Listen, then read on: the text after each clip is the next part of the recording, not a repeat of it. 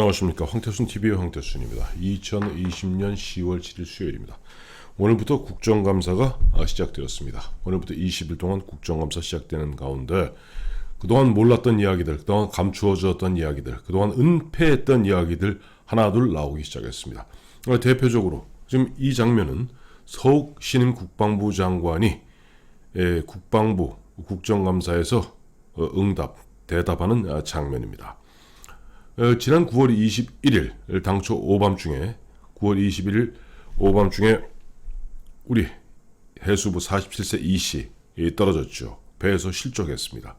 그리고 그로부터 30몇 시간 동안 바다를 헤매던 끝에 22일 오후 3시 반경에 이제 북한인민군에 의해서 사실상 그쪽이 확보된 상태로서 무려 6시간에 걸친 가운데, 물론 그 사이에 2시간 동안 필사에 탈출 시도 있었던 것 같습니다만은 결국 22일 저녁 9시 40분경 피살되었고 10시 10분경 시신이 소각되었습니다.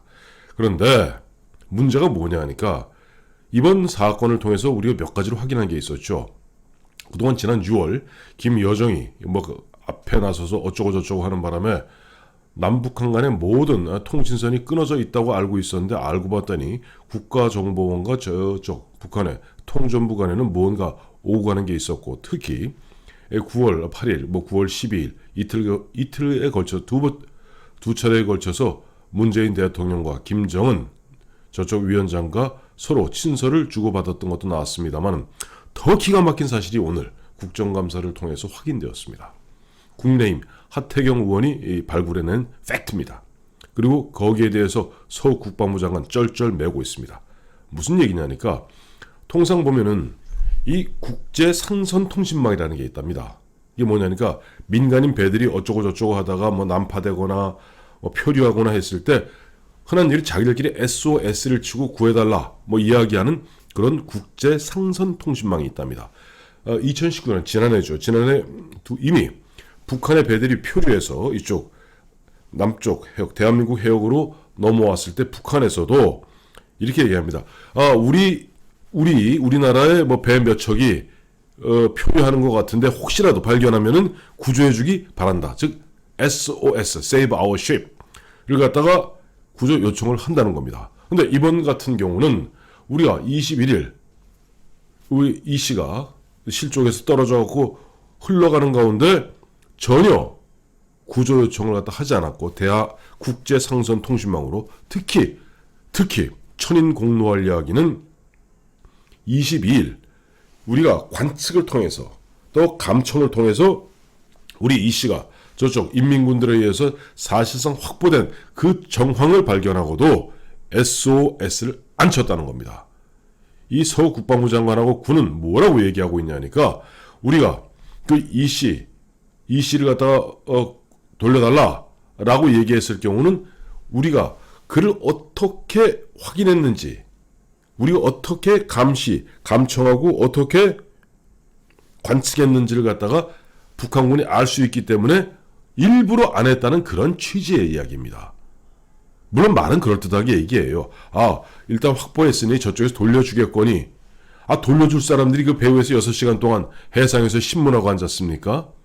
그리고 서욱 국방부 장관도 얘기 정확히 이야기해야 됩니다. 왜냐니까 뭐라고 그랬습니까? 북한의 정장과, 오늘도 서욱 씨도 그 얘기했죠. 북한이 지금 통전부를 통해서 내려보낸 그 내용과 우리 군과 미국, 주한미군이 감청 관측해서 알고 있는 첩보, 우리의 첩보가 더 정확하다고 얘기했습니다. 그렇다면은 거기에서 그들이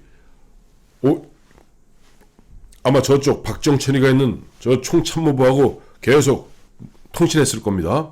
어떡할까요? 762로 해결하라. 762로 한마디 쏴 죽여라. 7.62mm 자동 소총으로 쏴 죽여라 하는 이야기들이 오고 갔다면 여기 긴급히 군 통신선이 끊어졌다 하더라도 국제상선 통신망은 살아있는 겁니다. 왜? 국제상선 통신망은 쟤들이 응답은 하지 않지만 다 듣고는 있는 거예요. 국제상선 통신망까지 끊었을 경우는 북한이 아쉽습니다. 자기네들 배들이 어쩌고 저쩌고에서 표류해서 일본으로 우리 이쪽 남쪽 해역으로 왔을 때 보면 우리 상선 무슨 호가 지금 표류하고 있는 것 같은데 혹시 발견하면 돌려보내달라. Save our ship. 이라고 구조 요청을 갖다 하기 위해서라도 국제상선통신망은 여전히 살아있고, 국제상선통신망은 배와 배간에도 다 서로 이야기를 다 들을 수 있다는 겁니다. 당연히 그래야 되겠죠. 이거는 무슨 군 비밀통신망도 아니고, 어떤 우리 상선들, 배들 간에 오고 가는 가운데 그와 같이 불의의 사고를 당했을 때 누군가 구해줘야 될 거 아닙니까? 그런데 지금 대한민국 군은 첫째 이 씨가 실족되고 실종되었을 때도 국제상선통신망 등을 통해서 적극적으로 구조 요청을 하지 않았습니다. 북한은 심지어 지난해 2차례에 걸쳐서 자기네 배들이 표류해서 남쪽으로 흘러내려왔을 때 국제상선통신망을 통해서 Save our ship, 우리 배를 갖다가 구조 요청 바랍니다 라고 보냈습니다.